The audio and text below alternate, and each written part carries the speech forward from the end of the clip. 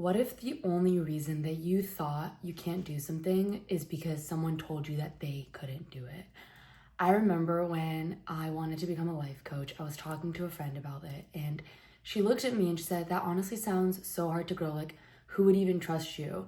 And there wasn't bad intention about it, but for a second, I almost believed her, and I thought maybe she's right. I'm still in my 20s. Like, who would really listen to me?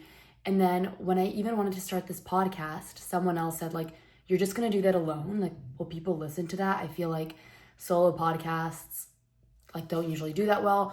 And that could have also stopped me before I even started. But instead I realized something, and that was those weren't my limitations. And here's the truth I want you to take in right now.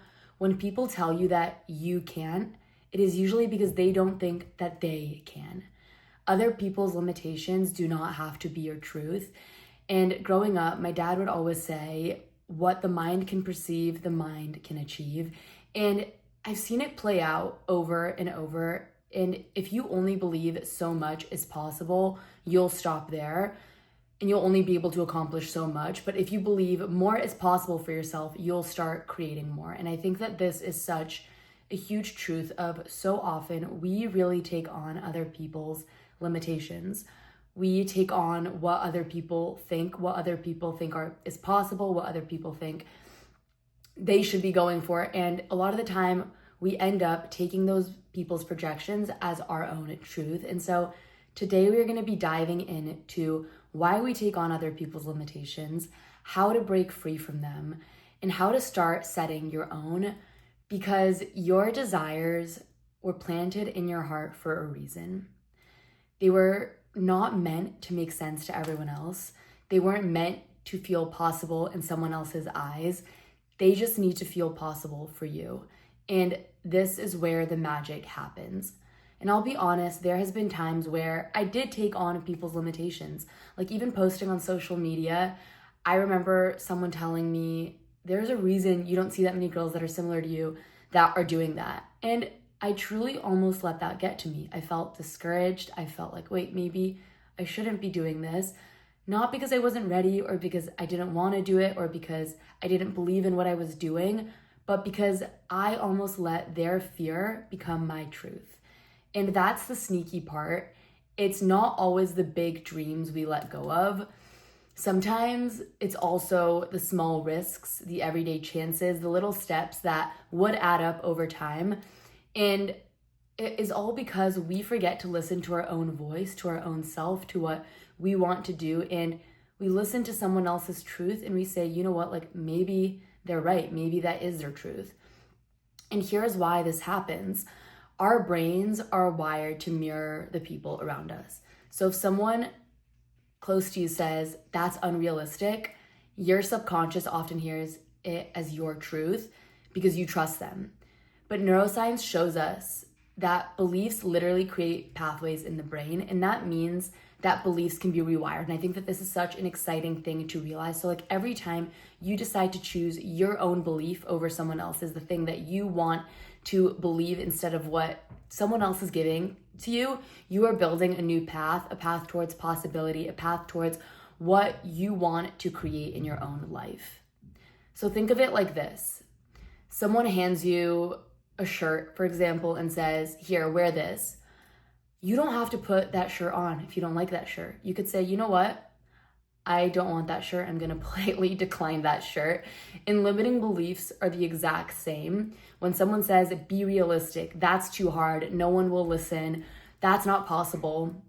You can simply say, "Thanks, but that belief doesn't belong to me. I don't want to take that belief on. I don't want to wear that belief," because other people's limitations are not your limitations.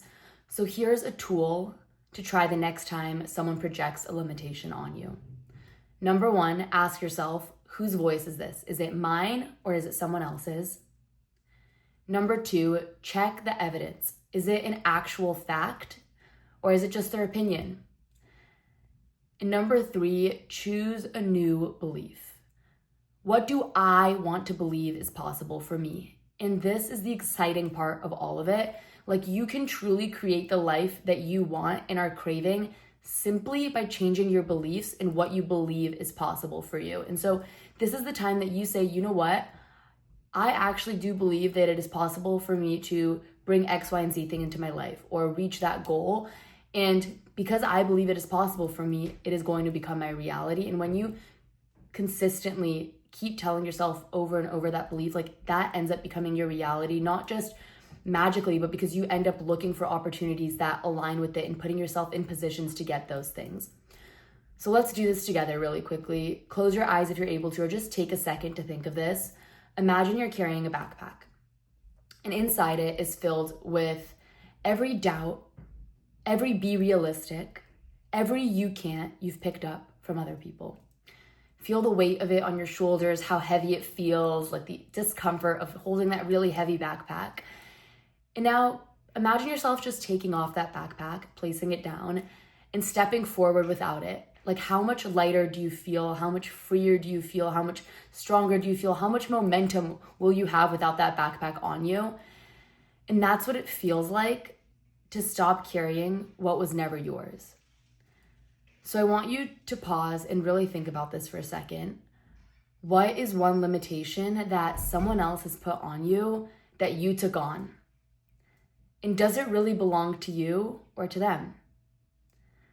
Here's the shift I want you to take this week and carry this week. The only person who gets to put a cap on what is possible for you is you.